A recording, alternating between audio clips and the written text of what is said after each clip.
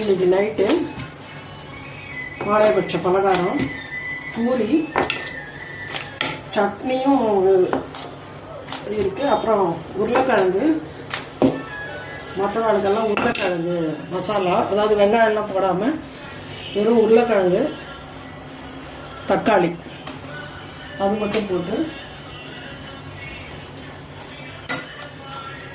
பூரி,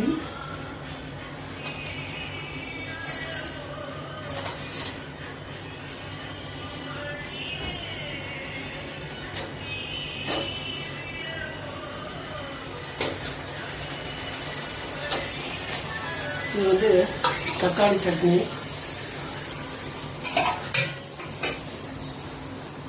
உருளைக்கிழங்கு, இது வந்து வெள்ளை உருளைக்கிழங்கு வேக வச்சுட்டு வெங்காயம் போடாமல் தக்காளியை வதக்கி போட்டு உப்பு காரம் அது மட்டும்தான் போட்டுருக்கு.